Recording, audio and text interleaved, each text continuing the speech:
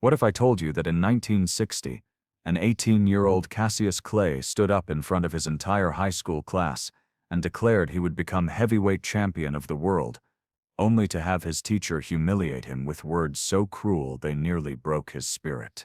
And what if I told you that when he proved her wrong by becoming Muhammad Ali, the greatest boxer of all time, she spent 20 years searching for him just to apologize? This isn't just a story about education or racism.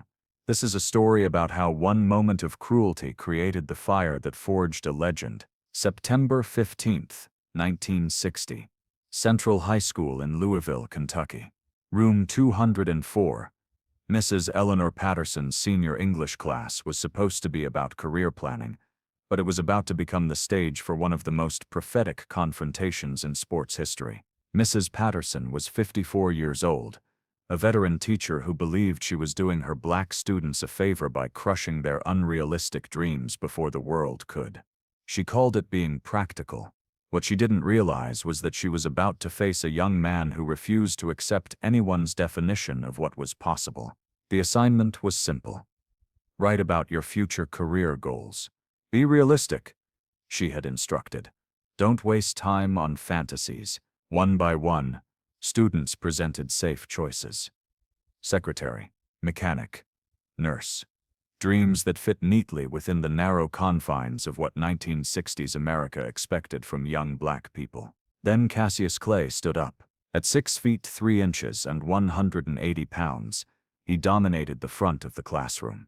The Olympic gold medal he'd won in Rome just weeks earlier wasn't visible, but his confidence was unmistakable. When he spoke, his words carried a conviction that made the entire room go silent. He was going to be heavyweight champion of the world. Not hoped to be. Not wanted to be. The declaration hung in the air like electricity before a storm. Some students chuckled nervously. Others looked down at their desks, sensing what was coming. Everyone in that room knew Mrs. Patterson's reputation for cutting down students who got too big for their britches. What happened next would haunt both teacher and student for decades. Mrs. Patterson stood up slowly, her small frame somehow filling the room with cold authority. Her response was swift and merciless. She told Cassius Clay exactly what she thought of Negro boys who got above their station. Boxing was entertainment, she said.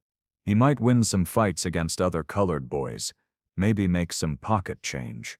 But heavyweight champion, that was a white man's title. He was living in a fantasy, embarrassing himself, and she was going to set him straight. But Cassius Clay didn't sit down. Instead, he did something that shocked everyone in that room, including Mrs. Patterson herself. He challenged her, not with disrespect, but with facts. How many Negro heavyweight champions had there been? Jack Johnson from 1908 to 1915. Joe Louis from 1937 to 1949. 19 years total of Negro champions in the most important title in sports. Her advice, he pointed out calmly, was based on ignoring reality. The room was electric now. No student had ever challenged Mrs. Patterson like this. But Cassius wasn't finished. With the poise of someone far beyond his 18 years, he explained the difference between them. She looked at the world and saw limits. He looked at the world and saw possibilities. She saw obstacles. He saw opportunities. Then came the words that would echo through history. He told her he was going to be heavyweight champion, not because he was living in a fantasy, but because he was living in a future she was too scared to imagine. And when that day came, he hoped she would remember this moment. Remember what it felt like to try to make a young man smaller instead of helping him grow bigger. The bell rang. Cassius gathered his books and walked out. The classroom remained silent for the rest of the period, but Mrs. Patterson wasn't finished with him. That afternoon, she marched to Principal Robert Hayes's office and demanded action. That Clay boy had been disrespectful, argumentative, completely out of line. Something had to be done. Principal Hayes listened patiently. He had known Cassius Clay for 4 years. The boy was polite, hard-working, and yes, he had big dreams. But Hayes had never seen anything suggesting disrespect. When Mrs. Patterson finished her account, Hayes was quiet for a long moment. Then he asked a question that would stick with her. Had it occurred to her that maybe the boy had a point? Mrs. Patterson's eyes flashed with indignation. That boy needed to learn his place. Hayes' response was gentle, but firm. His place might be exactly where he said it was. The conversation ended there. But it planted a seed that would grow over the coming years. Meanwhile, Cassius Clay continued training at the Columbia gym, telling his trainer Joe Martin about what had happened in English class. Martin observed that the teacher didn't think much of his chances. Cassius' response was telling. He wasn't fighting for her, he said. He wasn't fighting for anybody who thought he was too small. He was fighting for everybody who had been told they were too small. 6 months later, Cassius Clay signed his first professional contract. On February 25, 1964, in Miami Beach, Florida, he shocked the world by defeating Sonny Liston to become heavyweight champion at age 22. Back in Louisville, Mrs. Eleanor Patterson was watching the fight on television at her sister's house. When the referee raised Clay's hand in victory, she felt something she hadn't expected, not vindication, but crushing regret. The next day brought an even bigger shock. Cassius Clay announced he was joining the Nation of Islam and changing his name to Muhammad Ali. During the press conference, he said something that hit Mrs. Patterson like a physical blow. "I don't have to be what you want me to be. I'm free to be who I want to be." She recognized those words. Not exactly, but the sentiment. It was the same thing that 18-year-old boy had tried to tell her 4 years earlier in her classroom. As Ali became increasingly famous and controversial over the following years, Mrs. Patterson found herself obsessively following his career.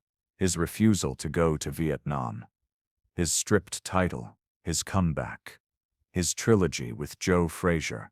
His victory over George Foreman in Africa. With each achievement, each headline, each moment of greatness, the weight of what she had done in that classroom grew heavier.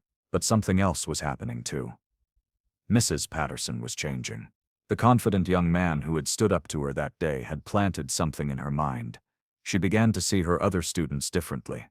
Instead of protecting them from disappointment by limiting their dreams, she started encouraging them to dream bigger. Instead of seeing obstacles, she started helping them see opportunities. Her colleagues noticed the change. Students began responding differently to her classes. Word spread that Mrs. Patterson had become one of the teachers who believed in possibilities rather than limitations. But none of that eased the guilt she carried about Cassius Clay. In 1975, after 35 years of teaching, Mrs. Patterson retired. Her colleagues threw her a party, celebrating all the lives she had shaped and guided. But all she could think about was the one student she had tried to tear down instead of build up.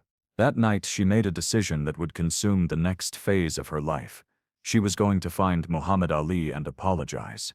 It wasn't easy. Ali was one of the most famous people in the world, surrounded by handlers and security. Mrs. Patterson wrote letters to his management company, his lawyers, anyone who might have a connection. Most went unanswered. She tried attending events when he came to Louisville, but the crowds were massive and security always whisked him away. For 8 years, she persisted. Through a mutual acquaintance at the Louisville Athletic Club, she finally got word to Ali that his former English teacher wanted to speak with him. To her amazement, Ali agreed to see her. November 1983. A quiet restaurant in downtown Louisville, Mrs. Patterson, now 77 and frail, sat across from Muhammad Ali, 41 years old and already showing signs of the Parkinson's disease that would define his later years. What happened in that restaurant would remain between them for years. Shared only with closest family and friends, Mrs. Patterson had come to apologize, to confess her guilt, to ask forgiveness for trying to crush a young man's dreams. But Ali surprised her. That day in her classroom, he told her, had been one of the most important of his life. It was the first time he'd had to defend his dreams against someone in authority. The first time he'd had to stand up and fight with words instead of fists. She had taught him that if he could face her down, he could face anyone. More importantly, he had watched her change over the years. He had heard from other students about how different she became, how she started encouraging dreams instead of limiting them. That classroom confrontation hadn't just forged him, it had transformed her too. Mrs. Patterson wept openly. All these years, she had carried the weight of trying to destroy his confidence. But he was telling her that her cruelty had actually made him stronger, and her recognition of her mistake had made her a better teacher for hundreds of other students. When they parted that day, both felt a burden lifted. Mrs. Patterson had received the forgiveness she sought. Ali had confirmed what he'd always believed, that even the worst moments could become the foundation for something greater. Mrs. Patterson lived until 1989, spending her remaining years working with young people and encouraging them to dream beyond what others thought possible. Before her death, she established the Cassius Clay Courage Award at Central High School, a scholarship for students who showed the bravery to pursue dreams others said were impossible. At her funeral, a letter was read that she had written to be opened after her death. In it, she thanked Muhammad Ali for teaching her the most important lesson of her career, that a teacher's job is not to prepare students for the world as it is, but to prepare them to change the world into what it could be. The story of that September morning in 1960 became legendary at Central High School. Students would hear about the day when Cassius Clay stood up to Mrs. Patterson and declared his impossible dream. But the real lesson wasn't about one student's courage. It was about what happens when that courage meets wisdom, when youthful determination forces experience to reconsider its assumptions. Mrs. Patterson never lived to see Ali light the Olympic torch in Atlanta in 1996, his hands trembling with Parkinson's but his spirit still unbreakable. She never saw him receive the Presidential Medal of Freedom or heard him called the greatest athlete of the 20th century. But she didn't need to. She had seen something more important. The moment when an 18-year-old boy chose to believe in his dreams more than he believed in other people's limitations.